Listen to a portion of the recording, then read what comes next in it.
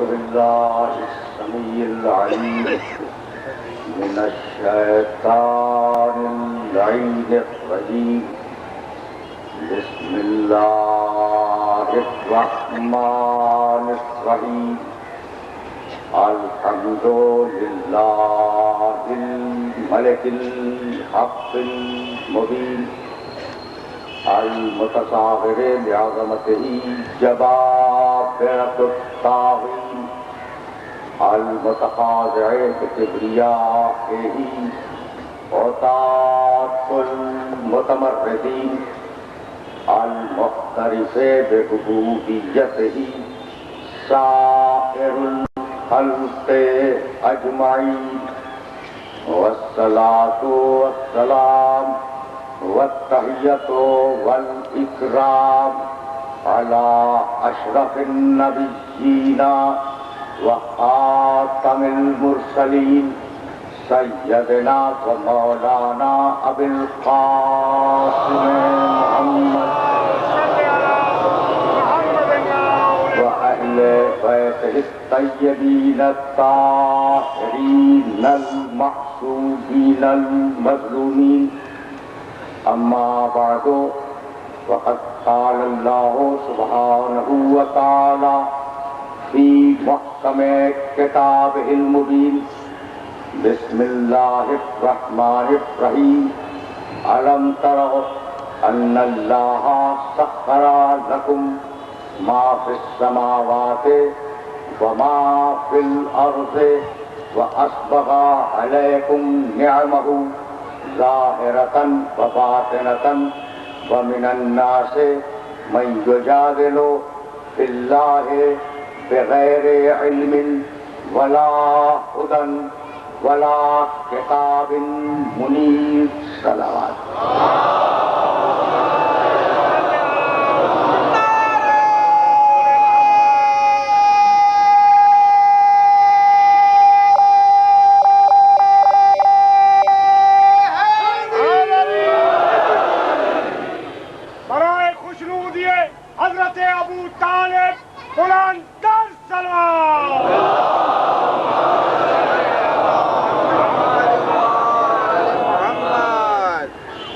محترم، سرنامے سخن میں سورہ لقمان کی ایک مشہور آیت کی تلاوت کا شرف حاصل کیا گیا.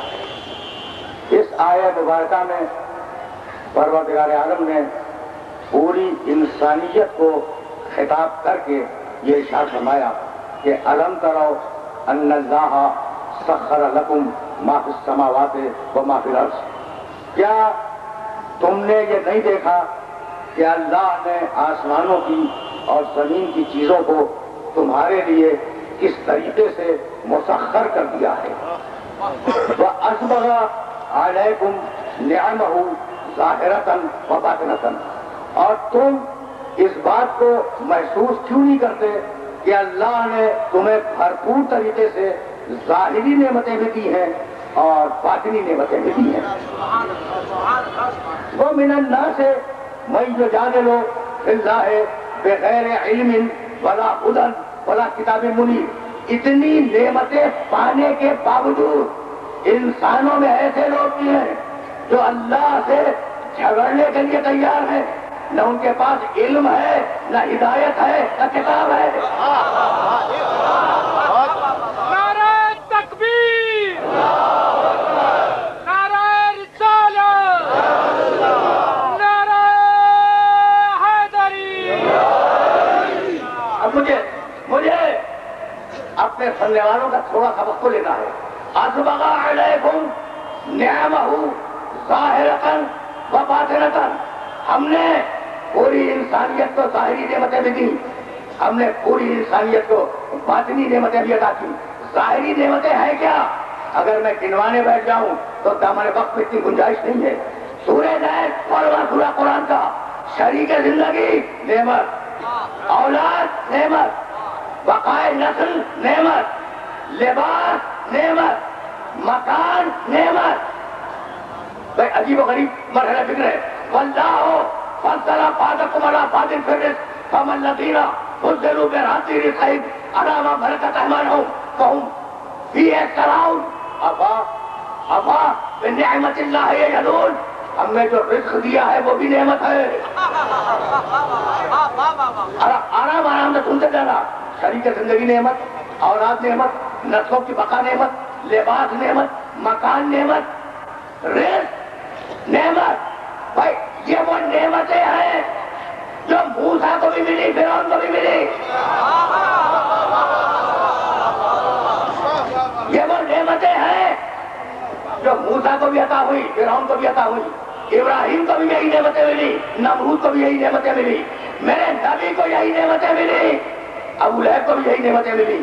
تو مالک یہ تو ظاہری نعمتیں ہیں، اب وہ باطنی نعمت کون کی ہے؟ بہت توجہ ہے، اس لیے کہ اس مرحلے پر روک کر ایک دو آیت تمہارے ذہنوں میں بیدار کروں گا جو پہلے سے موجود ہے۔ مالک کو باطنی نعمت کیا ہے؟ کہاں بھول گئے؟ اہدنا الصراط المستقیم صراط الذین انعمت علیہم۔ سمجھ رہے ہو بات کو؟ اہدنا الصراط المستقیم۔ مسلمان دن میں 5 مرتبہ دعا مانگ رہا ہے، اہدنا الصراط المستقیم۔ مالک ہدایت کر دے صراط مستقیم کی، اہدنا الصراط المستقیم۔ مالک صراط مستقیم دکھلا دے، مالک ہدایت کر دے صراط مستقیم کی۔ اگر ہدایت کر چکا ہوتا تو اب دعا مانگنے کی ضرورت نہیں تھی۔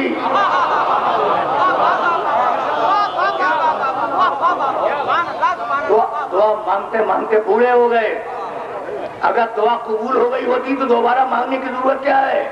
تو اب ایک ترجمہ اور آیا، اہدنا الصراط المستقیم۔ مالک باقی رکھ صراط مستقیم پر، ہے نا؟ 2 ترجمے۔ میں ہمیشہ اتحاد بین المسلمین کا قائل رہا اور میں نے کبھی کوئی اختلافی بات نہیں کی۔ میرے نزدیک یہ دونوں ترجمے صحیح ہیں۔ جس نے کہا ہدایت کر دے وہ بھی صحیح ہے، جس نے کہا ہدایت پر باقی رکھ وہ بھی صحیح ہے۔ تو جس کی نہیں ہوئی وہ کہے کہ ہدایت کر دے، جس کی ہو گئی وہ کہے کہ باقی رکھ۔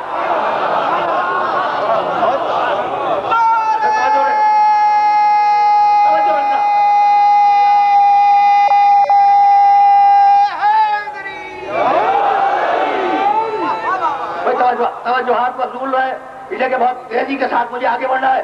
صراط الذین انعمت علیہم، ہے کچھ نعمت پانے والے۔ بھائی عجیب مرحلہ فکر ہے جہاں میں اپنے سننے والوں کو لا کر روک رہا ہوں۔ تو اب ذرا رمضان کے آخری دن ہے نا، قرآن کا پڑھنا بھی ثواب، قرآن کا سننا بھی ثواب۔ ایک طرف تو نعمتیں دے رہا ہے اور اس شان کے ساتھ گنوا رہا ہے کہ بسم اللہ الرحمن الرحیم، اقرأ بسم ربک الذی خلق، خلق الانسان من علق، اقرأ وربک الاکرم الذی علم بالقلم، علم الانسان ما لم یعلم، کلا ان الانسان لیطغی ان رآہ استغنی۔ یہ عجیب ہے، جمے ہوئے خون سے ہم نے اسے بنایا۔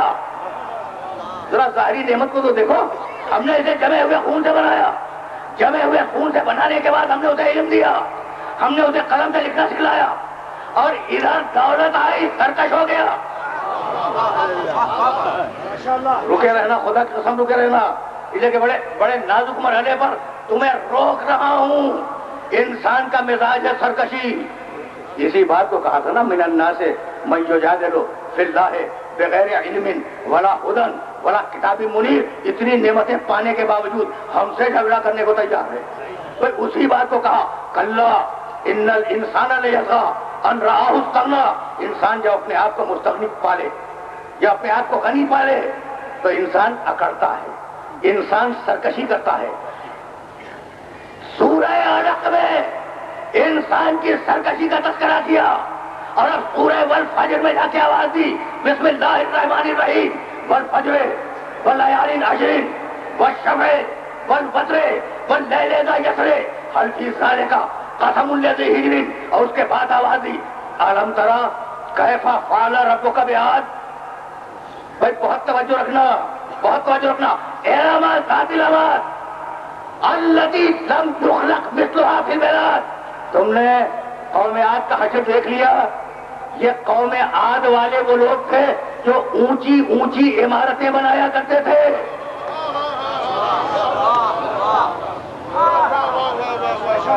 بھائی بہت پڑھا لکھا مجمع میرے سامنے،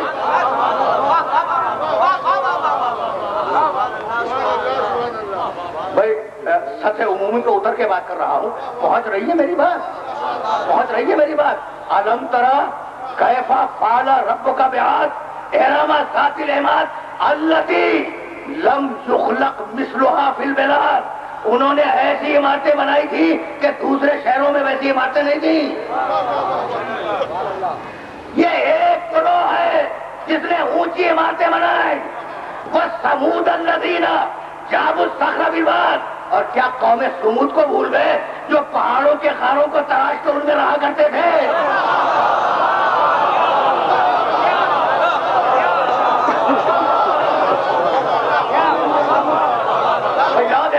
کہ میں نے کہیں ترجمے میں ڈنڈی تو نہیں مار دی. وَثَمُودَ الَّذِينَ جَابُوا الصَّخْرَ بِالْوَادِ. وہ پہاڑوں کے اندر تراش کے مکانات بنا کر رہتے تھے. بھائی توجہ ہے، تم قوم عاد کو فراموش نہ کرنا، اونچی بلڈنگوں والے. تم ان پہاڑ کے خاروں والوں کو فراموش نہ کرنا. ظالم یہ بھی ہے، ظالم وہ بھی ہے.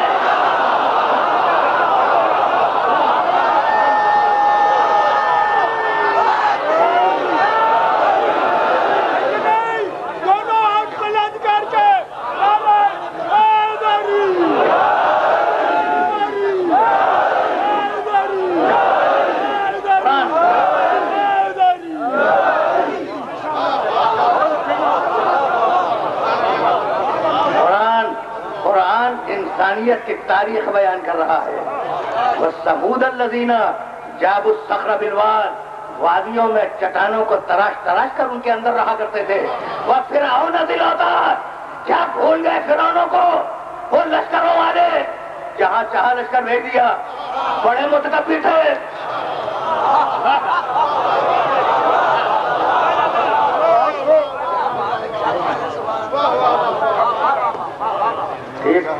ٹھیک ہے نا؟ الذین، یہ کون تھے؟ یہ تین ہے، عاد، ثمود، فرعون. عاد، ثمود، فرعون، تین کا تذکرہ ہے. الذین طغوا فی البلاد. یہ وہ تھے جنہوں نے شہروں میں سرکشی پیدا کی. یہ سرکش ہو گئے، ان میں طغیانی پیدا ہو گئی، یہ اکڑ گئے اللہ سے. الذین طغوا فاکثروا فیہا الفساد. اور فساد پھیلانے لگے سڑکوں پر، گلیوں میں، گھروں میں، شہروں میں فساد پھیلانے لگے. فصب علیہم ربک صوت عذاب. اللہ نے انہیں چھوڑا نہیں، عذاب کے کوڑے برسائے ان کے اوپر. ان ربک لبالمرصاد. اللہ ان اکڑ والوں کی گھاٹ میں بیٹھا ہوا ہے. آج اس کی باری ہے، کل اس کی باری ہے.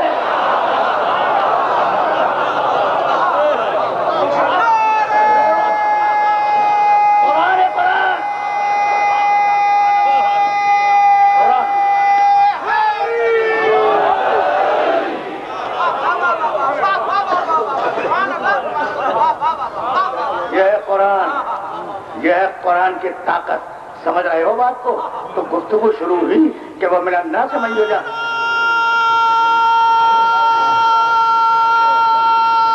آیات قرآنی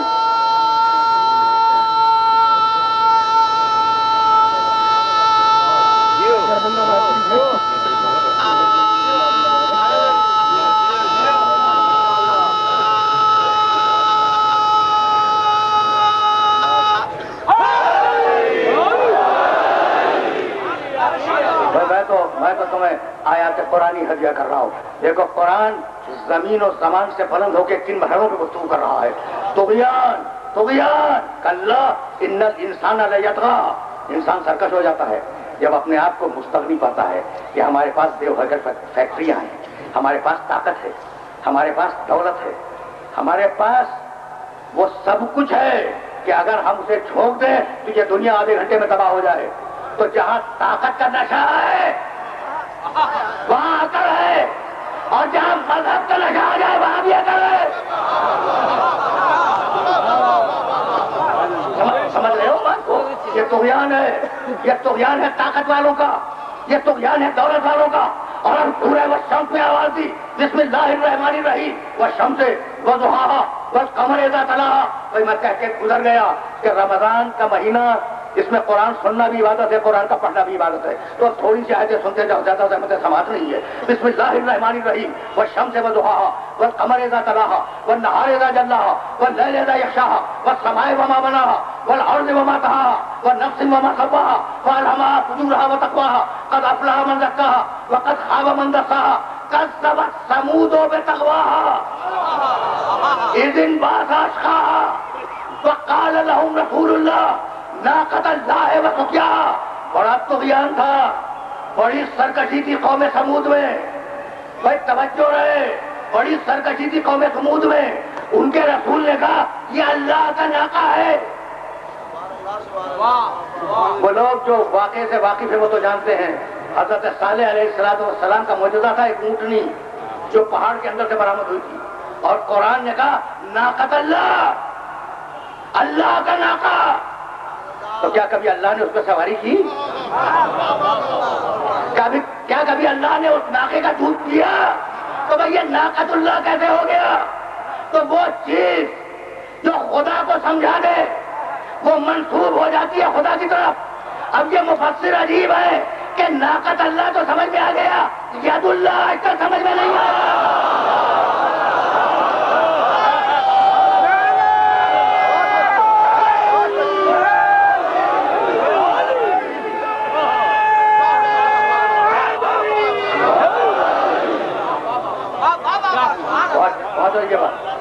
بات پہنچ رہی ہے میرے محترم سننے والوں تک. اچھا تو لہم رسول اللہ ہے، ناقۃ اللہ ہے، وسقیاها. بھائی توجہ رہے، فکذبوها. پوری قوم نے میرے نبی کو جھٹلا دیا. یہ پالیسی ہے قرآن کی، اور جہاں جہاں میرے سننے والے سن رہے ہیں انہیں قرآن کی اس پالیسی کی طرف متوجہ کر رہا ہوں. فکذبوه. پوری قوم نے صالح کو جھٹلا دیا. فعقروها. اور پوری قوم نے مل کر ناقہ صالح کی ٹانگیں کاٹ دی. جاؤ دیکھو تاریخ میں ناقہ صالح کی ٹانگیں کاٹنے والا کل ایک تھا، اور اس کا نام تاریخ میں آج تک موجود ہے، قیدار یا قدار. یہ نام آج تک تاریخ میں موجود ہے. تو ناقہ صالح کی ٹانگیں کس نے کاٹی؟ ایک نے. ٹھیک ہے نا. قرآن نے کیا کہا؟ فَكَذَّبُوهُ فَعَقَرُوهَا. پوری قوم نے ہمارے نبی کی تکذیب کر دی، اور پوری قوم نے مل کر ناقے کی ٹانگیں کاٹ دی.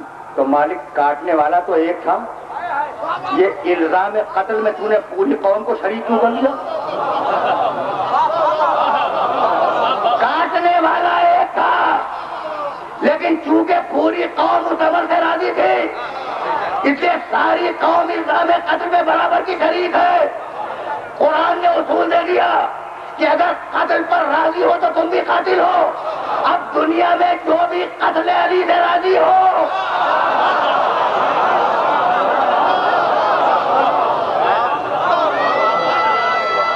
پہنچتی ہے بات.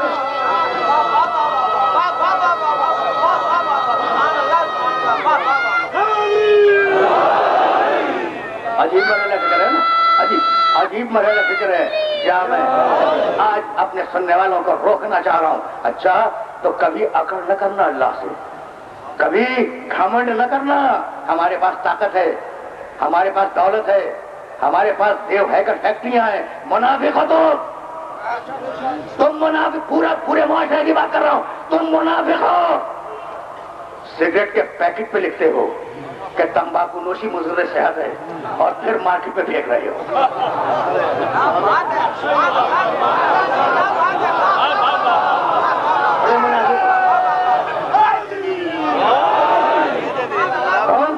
تم بڑے منافق ہو، اور نہ معلوم یہ منافقت تم نے کن منافقوں سے سیکھی ہے.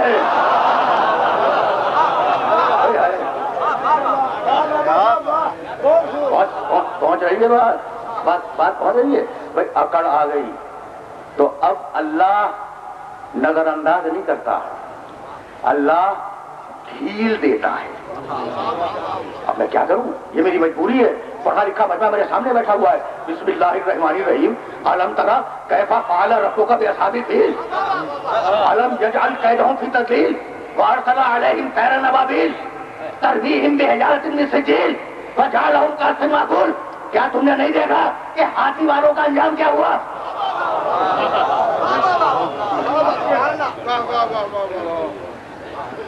کیا کمال ہے. الم ترى کیف فعل ربک باصحاب الفیل، کیا تم نے نہیں دیکھا کہ تمہارے رب نے، تمہارے اللہ نے ہاتھی والوں کا انجام کیا کیا؟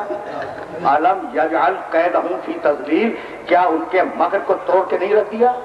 وارسل علیہم طیرا ابابیل، بہت پڑھے لکھے ہو، تم سے بہتر یہ جملہ کون سمجھے گا؟ ارسل، اللہ نے بھیجا. بھیجنے کو کہتے ہیں ارسل. کیا بھول گئے قرآن کیا؟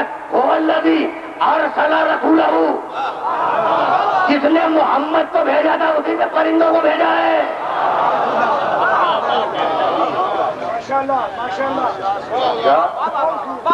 بھائی اب تھوڑا سا اس مرحلے پر رک جاؤ، مجھے واپس تو جانا ہے اس آیت کی طرف جو سرنامے سخن میں تمہارے سامنے میں نے پیش کی. لیکن اب یہاں رک کے ایک جملہ کہنا چاہ رہا ہوں. بھائی ہاتھی والوں کے مقابلے پر ان کی عقل کو اور ان کے گھمنڈ کو توڑنے کے لیے اللہ نے کیا بھیجا؟ چھوٹے پرندے اور ان کے چھوٹے چھوٹے پنجے، ان پنجوں میں اس سے بھی چھوٹی کنکریاں. وہ اللہ، اچھا بھائی وہ جو ہاتھی لائے تھے ابرہا کی فوج والے، کیا کسی اور اللہ نے بنائے تھے؟ اللہ تو ایک ہی ہے. اللہ تو ایک ہی ہے. تو جب اللہ ایک ہے تو جس نے وہ ہاتھی بنائے تھے اس سے بڑے ہاتھی بنا کے عبد المطلب کو دے دیتا.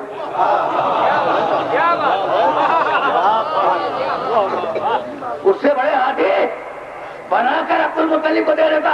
کہا نہیں، ہاتھی کے مقابلے میں ہاتھی نہیں آئیں گے، ہاتھی کے مقابلے میں چھوٹے پرندے آئیں گے، تاکہ اللہ کی سیرت سمجھ آ جائے کہ جب بھی کسی بڑے کو دلیل کرواتا ہے چھوٹے سے دلیل کرواتا ہے.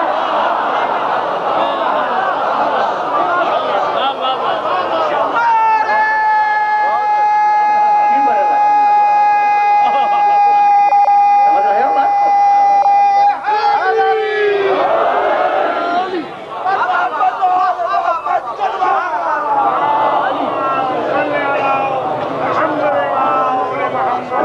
عجیب مرحلہ فکر ہے. تو اب چھوٹے چھوٹے پرندے، رکوں گا نہیں، مجھے آگے جانا ہے. لیکن اب بات آ گئی ہے نا، تم نے سورہ والشمس سنا، تم نے سورہ علق سنا. اب میرا جی چاہ رہا تھا کہ میں سورہ فیل تمہیں ہدیہ کروں اور پھر میں آگے بڑھ جاؤں. اچھا تو چھوٹے چھوٹے پرندے، ان بڑے بڑے ہاتھیوں کے مقابلے میں چھوٹے چھوٹے پرندے، اور ان پرندوں کے چھوٹے چھوٹے پنجے، اور ان پنجوں میں انتہائی ننھی منی کنکریاں. پرندے یہ سوچ کر میدان سے چلے جاتے کہ ہماری یہ کنکریاں ان بڑے ہاتھیوں کا کیا بگاڑیں گی. بھائی سوچ سکتے تھے. بھائی پرندوں نے اپنی جسامت بھی دیکھی ہوگی، پرندے ہاتھیوں کو بھی دیکھ رہے تھے، تو سوچتے کہ ان کنکریوں سے ان ہاتھیوں کا کیا بگڑے گا، تو یہ سوچ کے واپس چلے جاتے. لیکن نہیں گئے، اس لیے کہ اللہ کا بھیجا ہوا اذن الہی کے بغیر میدان نہیں چھوڑا کرتا.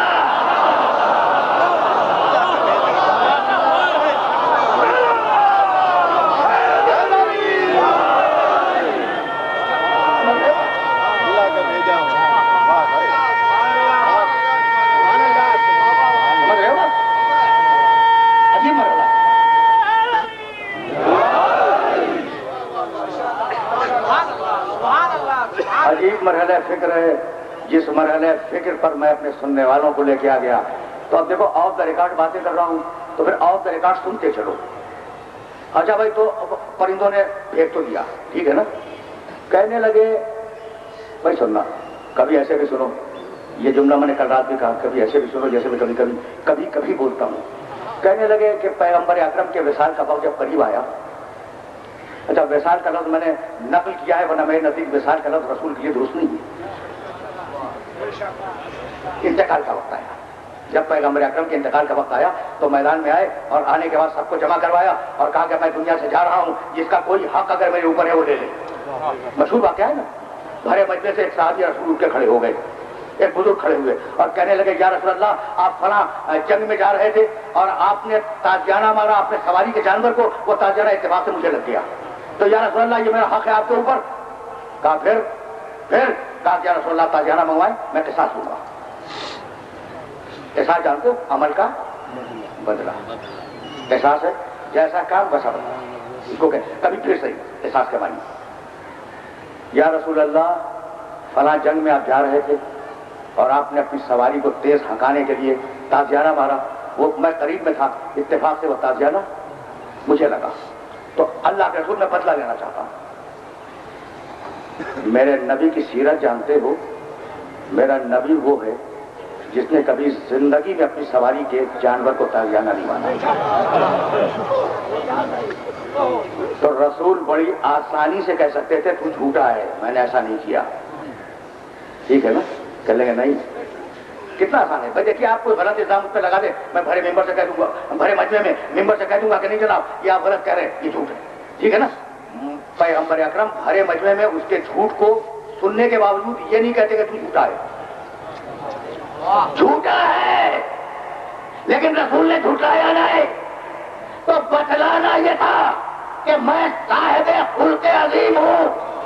جب میں تمہارے جھوٹے کو نہیں جھوٹلاتا تو تم کہیں میرے سچے کو نہ جھوٹلا دو.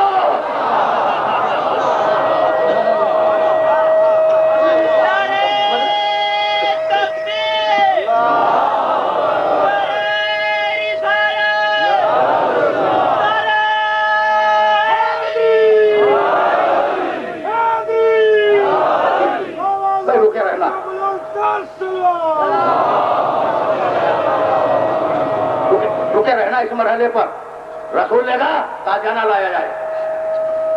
پیغمبر اکرم کے بیت الشرف سے تازیانہ آیا، اس کے ہاتھ میں تازیانہ دیا، کہا تو اپنا بدلہ لے لے. اس نے کہا یا رسول اللہ جب آپ نے تازیانہ میرے بدن پہ مارا تھا، جب آپ کا تازیانہ میرے بدن پہ لگا تھا تو اس وقت میرے بدن پہ قمیص نہیں تھی. کہا پھر؟ کہا یا رسول اللہ قمیص اٹھائی. پیغمبر نے قمیص اٹھائی. تعجب مجھے اس کے کہنے پہ نہیں، تعجب سننے والوں کے برداشت کر لینے پہ ہے.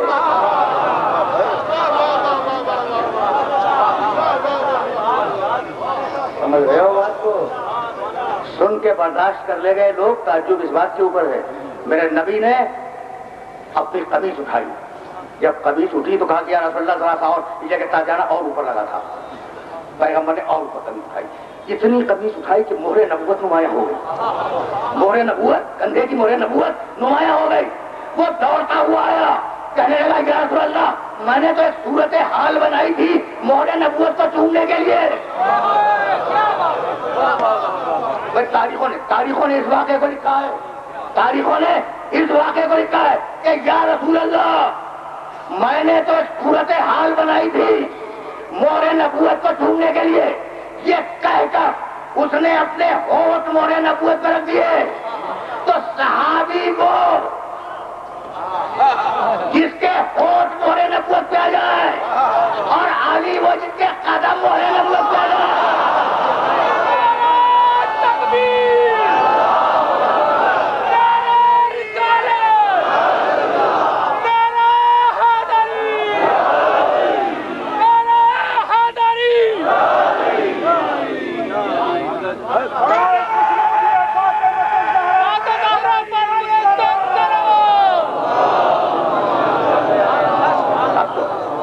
تو میں آیا ہوں مقام علی تک، لیکن جملہ سنتے جاؤ پھر واپس چلو.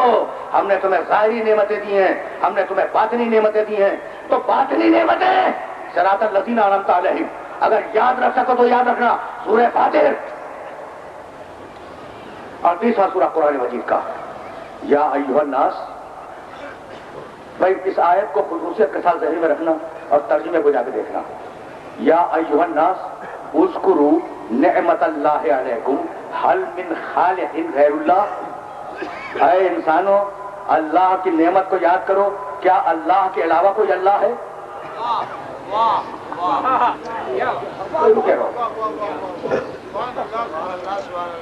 عجیب عجیب مرحلہ فکر ہے اور اس مرحلہ فکر پر تمہیں روک لوں گا. اب اس سے زیادہ زحمت سماعت بھی نہیں دوں گا، لیکن جہاں لے آیا ہوں یہ 2 آیتیں سنتے جاؤ. یا ایھا الناس سورہ فاتر کی 3ری آیت. یا ایھا الناس اذکروا نعمت اللہ علیکم حل من خالق غیر اللہ.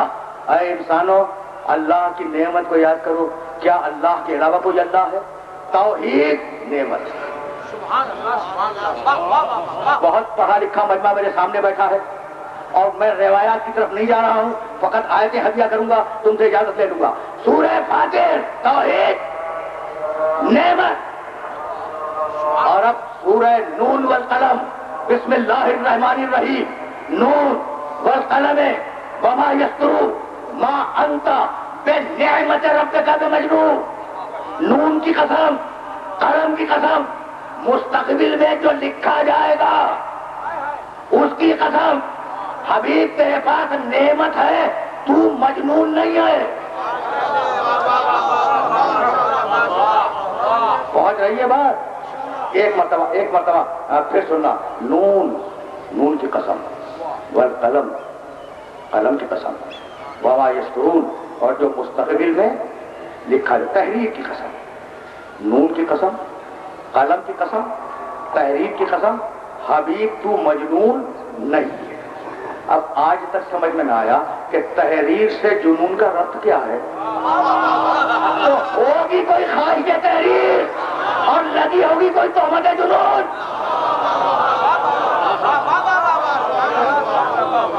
اب یہ میرا سبجیکٹ نہیں ہے، ہوگی کوئی خواہش تحریر اور لگی ہوگی کوئی تہمت جنون۔ حبیب ما انت بنعمت ربک بمجنون، حبیب تیرے پاس اللہ کی نعمت ہے، تو مجنون نہیں ہے۔ قیامت تک کے لیے فیصلہ دے دیا کہ جدھر جنون ہوگا ادھر نعمت نہیں ہوگی، اور جدھر نعمت ہوگی ادھر جنون نہیں ہوگا۔ پہنچ گئی بات؟ حبیب تیرے پاس نعمت ہے، سورہ فاطر توحید نعمت، سورہ نون والقلم نبوت نعمت۔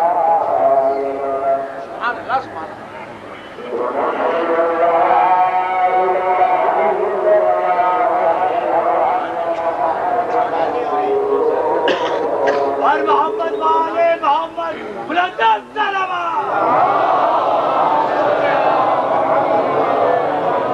نعرہ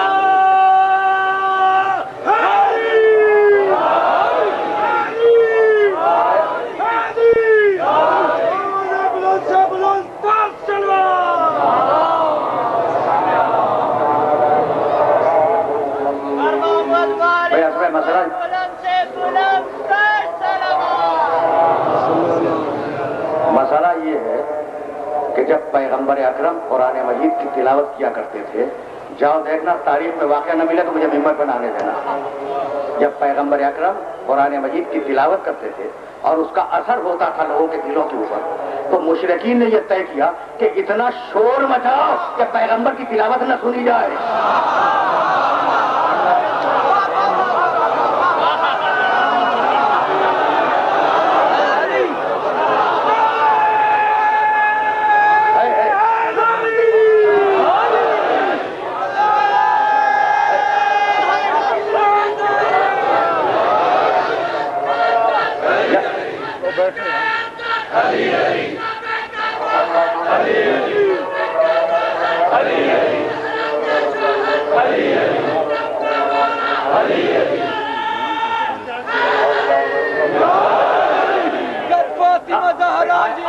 آیت ہے، اس آیت کو جا کر دیکھ لینا، لا تسمعوا لہذا القرآن والغوا فیہ، قرآن میں موجود ہے۔ تو اب تمہیں نوٹس لینے کی ضرورت نہیں ہے، سرسری گزر جاؤ، اس لیے کہ قرآن کا حکم یہ اذا فروا عن اللغو مروا کراما، مومن وہ ہے کہ جب کسی لغو کی طرف سے گزرے تو آنکھوں کو بند کر کے مطمئن گزر جائے۔ تو اب اردو کو اس مرحلے سے آگے نہیں جانا، لیکن بات سنتے جاؤ، سورہ فاطر توحید نعمت، سورہ نون والقلم نبوت نعمت۔ تو اب امامت کے سلسلے میں فتویٰ کیا ہے؟ میں قریب ہو گیا، اپنے محترم سننے والوں سے قریب ہو گیا میں، بھائی اگر قرآن نے کہا کہ نبوت نعمت ہے، اگر قرآن نے کہا کہ توحید نعمت ہے، تو قرآن کا فتویٰ کیا ہے امامت کے سلسلے میں؟ تو اب میں ترجمہ بھی نہیں کروں گا، جب مولائیت کا اعلان ہو گیا تو آیت اتری الیوم اکملت لکم دینکم واتممت علیکم نعمتی۔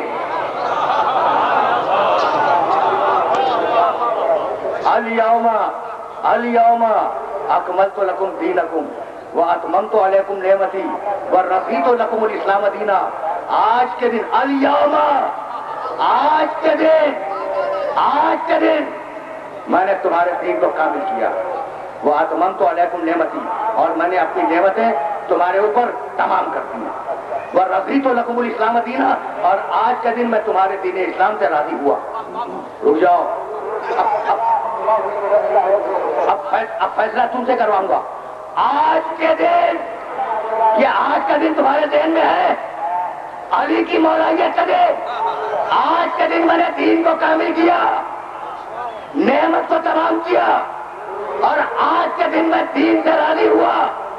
یعنی کل تک نہ دین کامل تھا, نہ نعمت تمام تھی, نہ اللہ راضی تھا, لا الہ الا اللہ تھا, محمد رسول اللہ تھا, اس کے باوجود نہ دین کامل تھا, نہ نعمت تمام تھی, نہ اللہ راضی تھا. ادھر علی ولی اللہ آیا, اللہ راضی ہوا.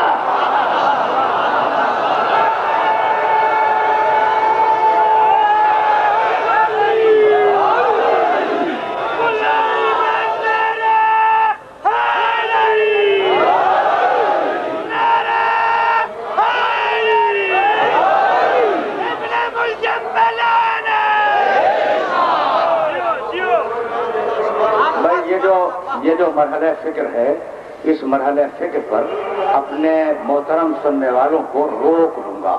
الیوم اکملت لکم دینکم, آج کے دن میں تمہارے دین کو مکمل کر رہا ہوں.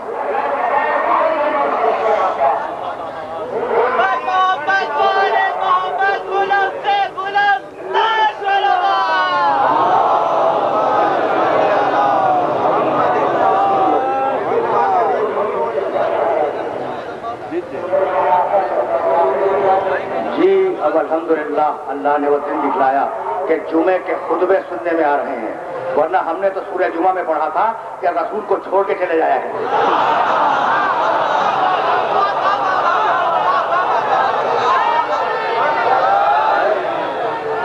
آپ دیکھو جمعے کا دن ہے, سورہ جمعہ کا ترجمہ جا کے ضرور دیکھنا. تو اب ہم تو اتحاد بین المسلمین کے قائل ہیں, اور ہم نے ہمیشہ مسلمانوں کا ساتھ دیا ہے. تو ہم سلسلہ گفتگو کو زیادہ دراز نہیں کریں گے, جہاں لے آئے ہیں وہاں بات مکمل ہو جائے گی. الیوم اکملت لکم دینکم, آج کے دن میں نے تمہارے دین کو کامل کیا.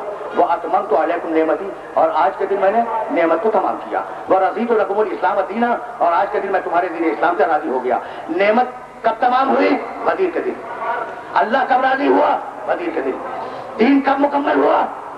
غدیر کے دن. رک جا, دین کب مکمل ہوا؟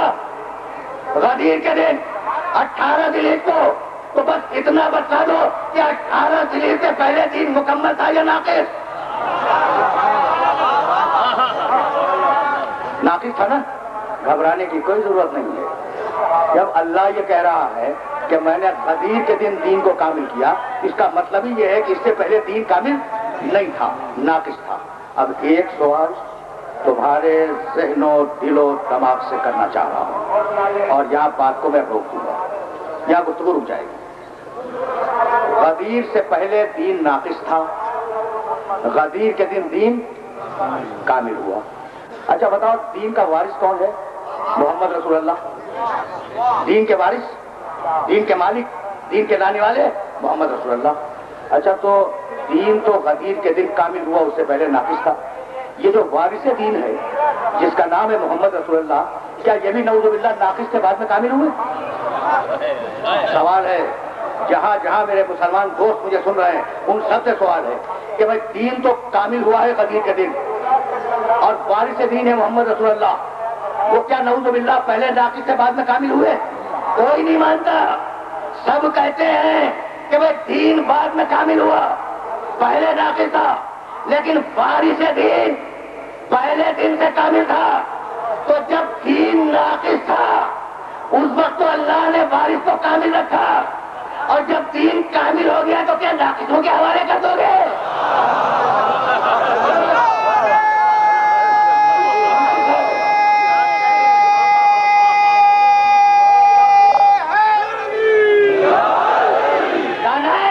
اب کامل دین کے لیے وارث کامل ہوگا, ممبر لاؤ. کیا عجیب کمال کی بات ہے. بس میں نے تقریر کو اپنے آخری مرحلوں سے قریب کر دیا. ممبر لاؤ. بھائی دیکھو یہاں ممبر موجود ہے, اور اگر میں کیماڑی پہ لے جا کے مجمع سے کہوں ممبر لاؤ تو میری دماغی صحت پہ تمہیں شبہ ہو جائے گا کہ جناب نشتر پاک چھوڑ کے آپ کیماڑی کیوں آئے ہیں؟ اچھا پھر بھی ممکن ہے کہ آپ کیماڑی میں ممبر لے کے آ جائیں میرے لیے، ڈھونڈ ڈھانڈ کے لے آئے، پورے شہر میں بڑے ممبر ہیں. اچھا لیکن اگر میں سپر ہائی وے پہ لے جاؤں بیچ راستے میں اور کہوں جناب ممبر لائیے مجھے ایک بڑی اہم تقریر کرنی ہے، تو آپ میری دماغی صحت پہ شبہ کریں گے. کراچی چھوڑ کے آئے ہیں کہہ رہے ہیں ممبر لاؤ. خدا کی قسم مدینہ چھوڑ کر مکہ چھوڑ کر پیغمبر غدیر خون کے ریگستان میں کہتے ہیں ممبر لاؤ.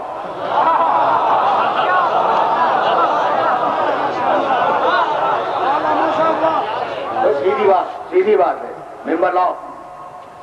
لوگوں نے کہا کہ یا رسول اللہ اب اس جنگل میں اور اس بیابان میں تو ممبر لانا ممکن نہیں ہے. کہا اچھا اگر ممبر نہیں لا سکتے تو ممبر بناؤ. یہ نبوت ہے، دیکھو یہ نبوت ہے، یہ کسی احمق بادشاہ کا حکم نہیں ہے. یہ کائنات کا سب سے بڑا نبی بول رہا ہے، کائنات کا سب سے بڑا انسان خاتم النبیین کہتا ممبر لاؤ بیابان میں، ممبر لاؤ. جب پہلوان یا کہ ممبر نہیں لا سکتے کہا ممبر بناؤ. کہا یا رسول اللہ ممبر بنانے کے لیے کچھ اوزار تو چاہیے نا، اوزار تو نہیں ہے ہمارے پاس. کہا اچھا تو ممبر لا نہیں سکتے. کہا یا رسول اللہ نہیں لا سکتے. کہا ممبر بنا نہیں سکتے. کہا یا رسول اللہ نہیں بنا سکتے. کہا یہ جو اونٹ کھڑے ہیں مشہور واقعہ ہے، میں تو ایک جملے کی زحمت دے رہا ہوں، یہ جو اونٹ بیٹھے ہوئے ہیں نا اور کھڑے ہوئے ہیں ان کی پیٹھ سے کاٹیاں اتارو، جسے تم پارانے شدر کے نام سے یاد کرتے ہو. کاٹیاں اتارو، انہیں تلے اوپر رکھتے جاؤ، ممبر بن جائے گا. کاٹیاں اتری، تلے اوپر رکھی گئی، ممبر بن گیا، ممبر بن گیا. تو یا رسول اللہ آپ مکے سے ممبر لے کے کیوں نہ چلے؟ یا رسول اللہ بنوا کے لے چلے ہوتے. کہا نہیں، تجربہ کروانا ہے کہ جب میرے بتائے بغیر تم ممبر نہیں بنا سکتے تو ممبر والا کیسے بنا لو گے؟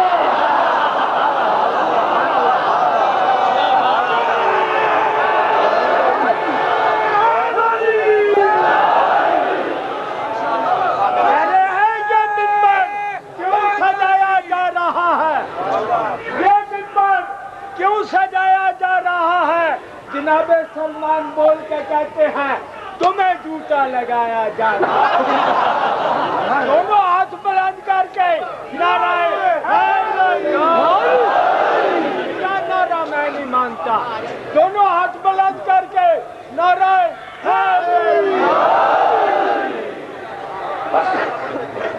بس میرے دوستو، میرے عزیزو، اب سلسلہ فکر اس مقام سے آگے نہیں جائے گا.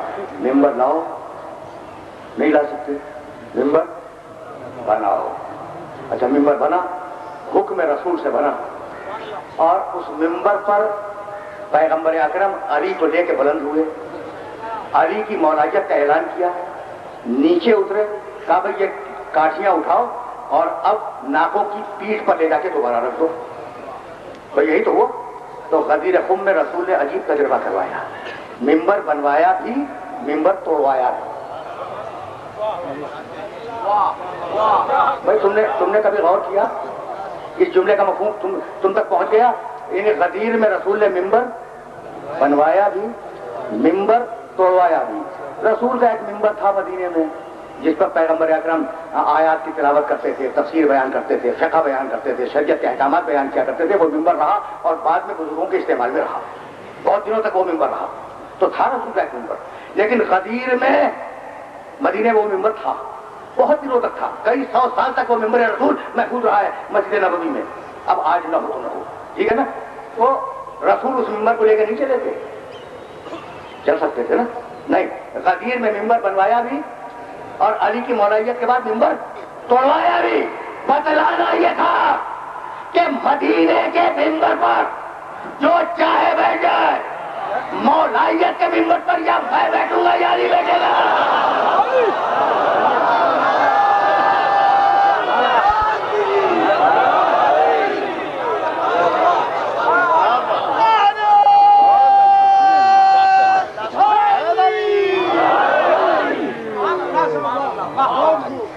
بس میرے عزیزوں، میرے دوستوں، گفتگو اس مرحلے پر اختتام پذیر ہو رہی ہے، اس سے زیادہ زحمت سماعت نہیں دوں گا. سخنہائے گفتگو تو بہت ہیں اور انشاءاللہ اوقات آتے رہیں گے اور باتیں ہوتی رہے گی. اس مقام پر بات کو مکمل کرنے جا رہا ہوں. یہ علی کی جو مولائیت ہے نا، اسے آسان نہ سمجھنا. دنیا کی سب سے بڑی عبادت ہے نماز. حکم نماز آیا، جب حکم نماز آیا تو رسول نے مجمع جمع کر کے حکم نماز نہیں سنایا کہ مجمع جمع کرو نماز واجب ہو گئی.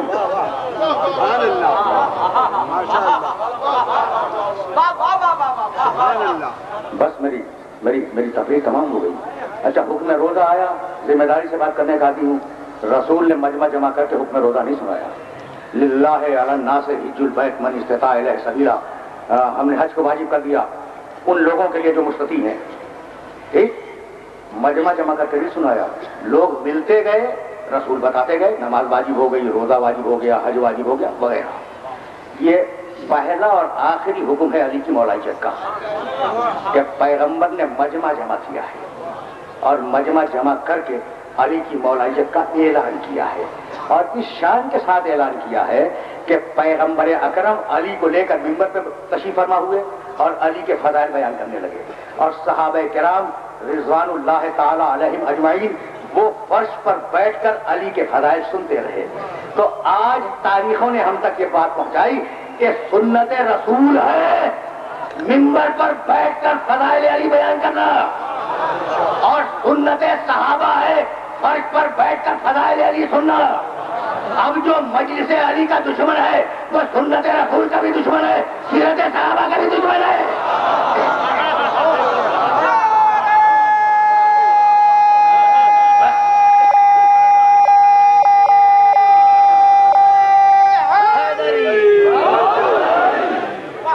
بس میرے دوستو میرے عزیزو، تقریر اس مرحلے پر رک گئی.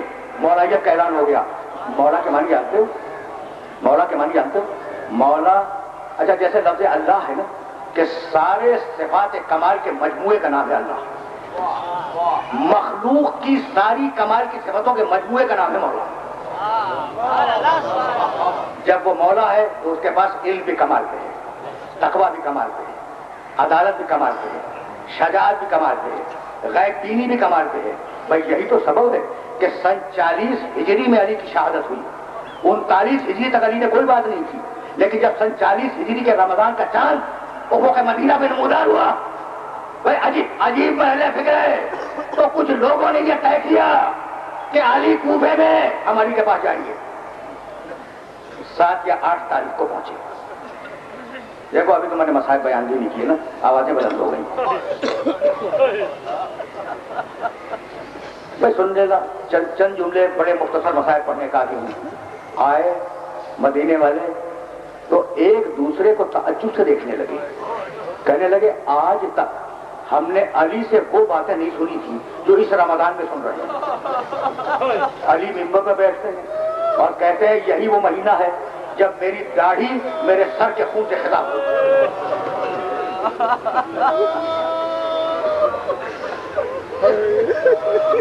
بس 2-4 جملے سنو اور مجھے اجازت دے دو، اس سے زیادہ زحمت نہیں. دن پہ دن گزرتے رہے.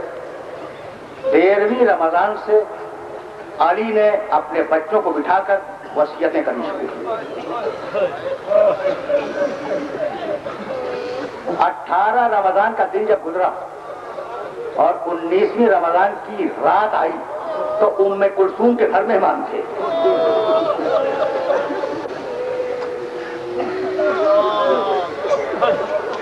سب کو معلوم ہے حضرت ام کلثوم کے گھر مہمان تھے. واقعہ بھی تمہارے علم میں ہے. علی آدھی رات کے بعد آسمان کو دیکھنے کے بعد، حوقلہ پڑھنے کے بعد، حوقلہ کے معنی کا سب میں بیان رکھوا، لا حول ولا قوت الا باللہ العلی العظیم. علی اپنے حجرے میں رہے. ایک مرتبہ سورہ یاسین کی تلاوت پھر کرنا چاہ رہے تھے کہ اتنے میں علی کے کانوں میں تلواروں کی جھنکاروں کی آواز آئی.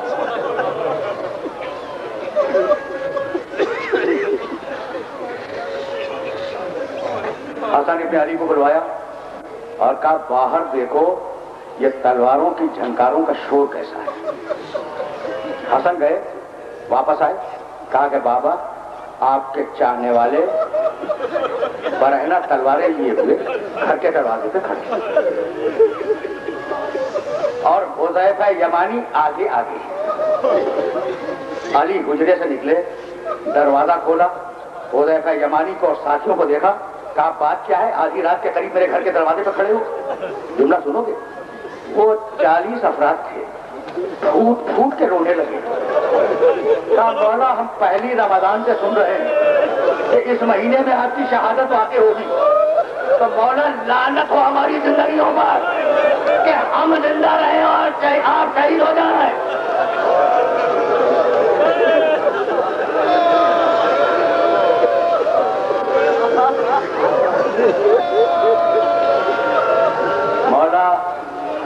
مولا تف ہے ہماری زندگیوں پر، لعنت ہے ہماری زندگیوں پر کہ ہماری زندگی میں آپ کو کوئی گزند پہنچ جائے۔ اگر ایسا ہو گیا تو مولا ہم قیامت میں رسول اللہ کو کیا منہ دکھلائیں گے؟ سن رہے ہو نا؟ کہا حذیفہ میں سننا خدا کا قسم، میں طویل مصائب نہیں پڑھا کرتا، تمہاری آوازیں بلند ہو گئی، مجلس تمام ہو گئی، لیکن یہ جملہ تو سنتے جاؤ۔ حذیفہ نے کیا کہا ان 40 افراد کی طرف سے؟ کہ لعنت ہے ہماری زندگیوں پر کہ ہماری زندگی میں آپ کو کوئی شہید کر جائے۔ ایک مرتبہ گھور کے حذیفہ کو دیکھا، کہا حذیفہ میں کون ہوں؟ بتاؤ میں کون ہوں؟ حذیفہ کانپنے لگے، کہا مولا آپ مولا ہیں، آپ امام مفترض الطاعت ہیں، آپ وارث دین ہیں، آپ رسول کے سچے جانشین ہیں۔ کہا حذیفہ میں حکم دیتا ہوں کہ واپس جاؤ۔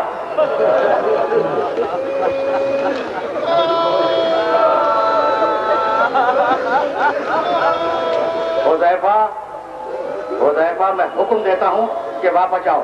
سارا مجمع واپس ہوا۔ راوی کہتا ہے کہ حذیفہ مڑ مڑ کر علی کے دروازے کو دیکھتے رہے کہ شاید یہ وہی رات نہ ہو۔ گلی کے موڑ تک حذیفہ نے مڑ کے علی کی صورت دیکھی۔ حذیفہ گھر میں پہنچنے کے بعد تلوار پھینکی، تکیے پہ سر رکھا۔ ایک مرتبہ حذیفہ کی بیوی سامنے آئی، کہا حذیفہ ایسے شدید زمانے میں تم مولا کو اکیلا چھوڑ کے آ گئے؟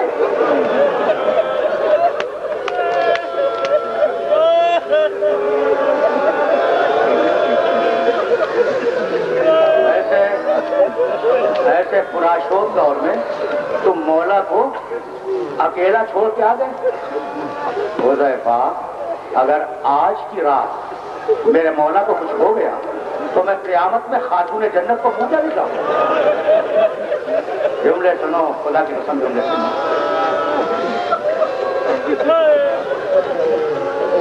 19ویں رمضان کی صبح طلوع ہونے والی ہے۔ حذیفہ نے تکیے پہ سر رکھا، بیوی نے سوال کیا، حذیفہ کا جواب بھی سنتے جاؤ۔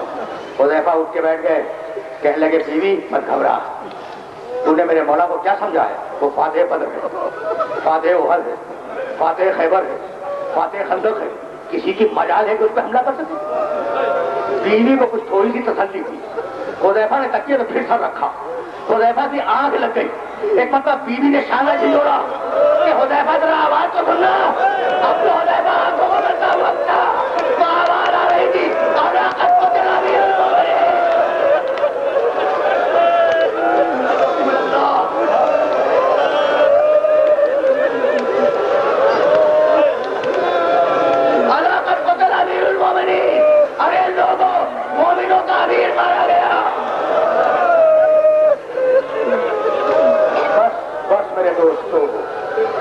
میرے دوستو، میرے عزیزوں، تم نے گریہ کیا اور میں پچھلی 3 راتوں میں مقاتل کے تفصیلات بیان کرتا رہا ہوں۔ اب زیادہ بیان نہیں کروں گا۔ 19 کی شروع کو ضرورت لگی۔ حسن ابن علی آئے، کہا بیٹے نماز پڑھا۔ حسن نے نماز پڑھائی، علی نے حسن کے پیچھے نماز بیٹھے بیٹھے پڑھی۔ جب پڑھ لی نا نماز، دیکھو اب میں خستگی محسوس کر رہا ہوں، اور اس سے زیادہ مسائل پڑھنا نہیں چاہ رہا ہوں. سخنہائے گفتگی میرے پاس بہت ہے، لیکن میں بات تو یہی روک رہا ہوں. جب نماز پڑھ لی علی نے تو ایک مرتبہ علی غمودگی میں چلے گئے. حسن نے نماز تمام کی، علی کا سر اٹھایا، اپنے زانو پہ رکھا. علی غمودگی میں ہے، بے ہوشی کے عالم میں ہے، زانو پر علی کے سر کو رکھ لیا. اگر تمہیں یاد ہو تو پیغمبر اکرم کے آخری وقت میں پیغمبر کا سر سیدہ کے زانو پہ تھا، اور سیدہ کی آنکھوں سے آنسو ٹپکے تو رسول نے آنکھیں کھول دی.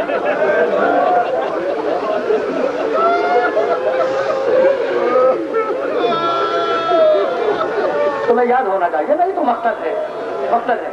اچھا، جب قاسم کو حسین نے سنبھالا ہے تو دونوں گلے لگے، لگ کے بے ہوش ہو گئے. بی بی زینب آئی، قاسم کا سر اپنی زانو پہ لیا، آنسو ٹپکے قاسم کو ہوش آ گیا. علی کا سر حسن کے زانو پہ ہے، حسن کے آنسو ٹپکے، علی نے آنکھیں کھولی. کہا بیٹے مت رو، بیٹے مت رو، تسلی دی. بس آخری جملہ سنو. اب میں خستگی محسوس کر رہا ہوں. ایک مرتبہ علی نے اپنے پیروں پر دباؤ محسوس کیا. اب جو علی نے سر اٹھا کے دیکھا تو دیکھا چھوٹا بیٹا حسین دونوں قدموں سے لپٹا ہوا ہے اور تڑپ تڑپ کے روتا جاتا ہے.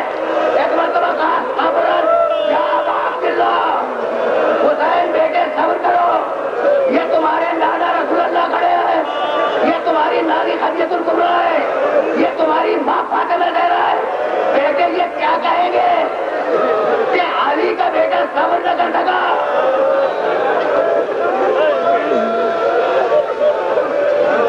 بس میرے دوستوں، میرے عزیزوں، تم نے گریہ کیا، تم نے گریہ کیا. مجلس اپنے آخری مرحلوں میں داخل ہو گئی. لیکن جملہ سنتے جاؤ. میں مسائل بیان کر چکا، بس ایک جملہ سنو اور مجھے اجازت دے دو. کیا کہا علی نے تسلی دینے کے لیے حسین سے کہ بیٹے تمہارے نانا رسول اللہ کھڑے ہیں، تمہاری نانی خدیجہ الکبریٰ کھڑی ہے، تمہاری ماں فاطمہ زہرا کھڑی ہے. بیٹے صبر کر. یہ لوگ کیا کہیں گے کہ علی کا بیٹا صبر نہ کر سکا؟ تسلی دینے کا یہ طریقہ خاندان آل محمد کے علاوہ کہیں نہیں. آخری جملہ سنو گے. جب حسین نے عاشور کے دن یا علی کہہ کے علی اکبر کے سینے سے بچی گئی تو جوان